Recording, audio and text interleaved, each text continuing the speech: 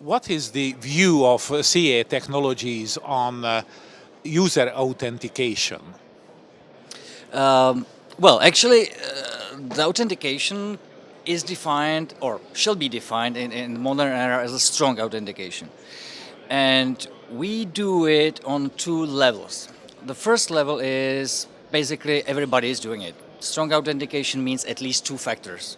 So you have to know something, and then you have to hold something, have something. So for example, you know your username and password, and then you are holding like some OTP generator or some PKI card or something like that. This is good. This is quite strong, but not strong enough for the modern era.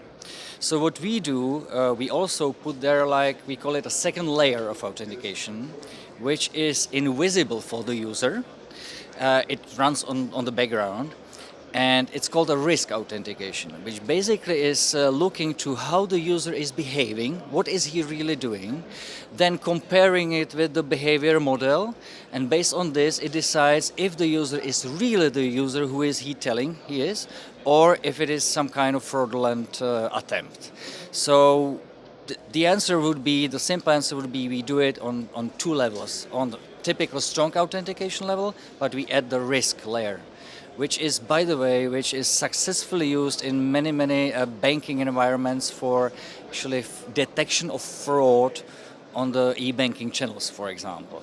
So yeah, this. How can you improve the efficiency of the authentication when you analyze the behavior of the user? Probably it can be less efficient and very efficient. Well, obviously, the more context you analyze, the more efficiency you have.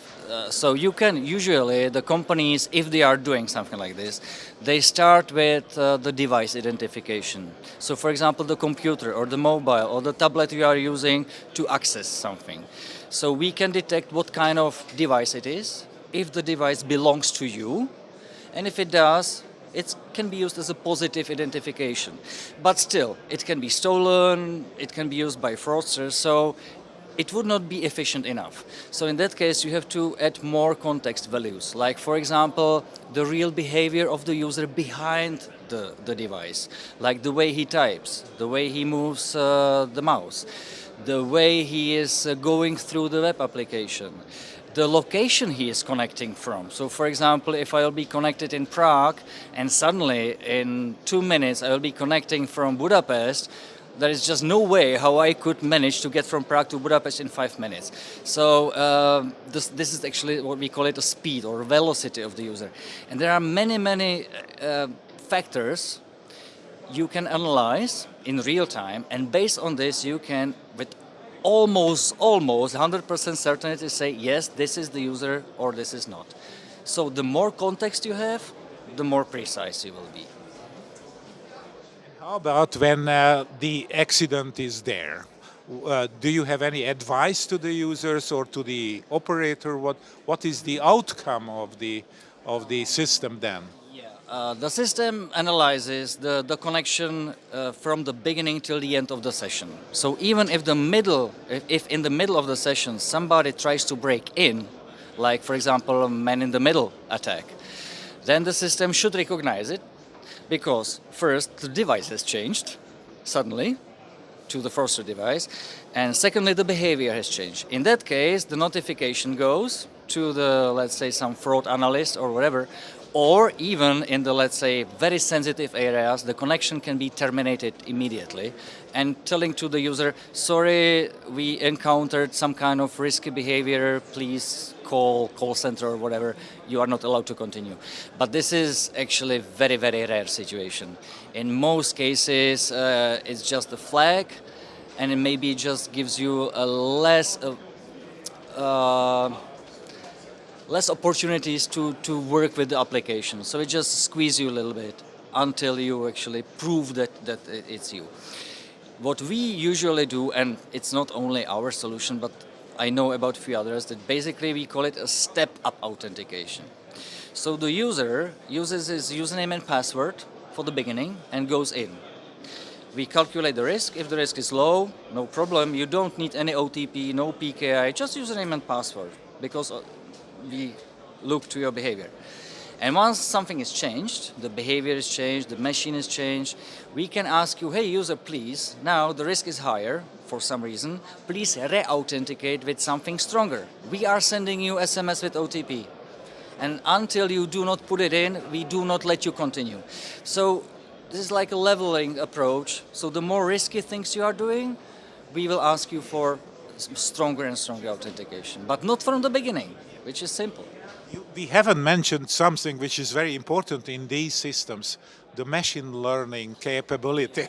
Yeah, and actually, yeah, and all this basically is based on the machine learning capabilities, because if there would not be the machine in behind, the system would not know how you are regularly behaving and if this is different than in the past.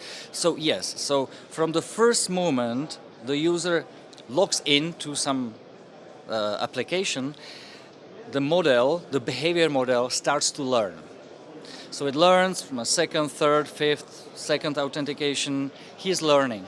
And then suddenly he sees a difference, and then he can play the role to really, basically from the machine point of view, say, no, this is not the user. I already have learned something about the user, and now the user behaves completely different.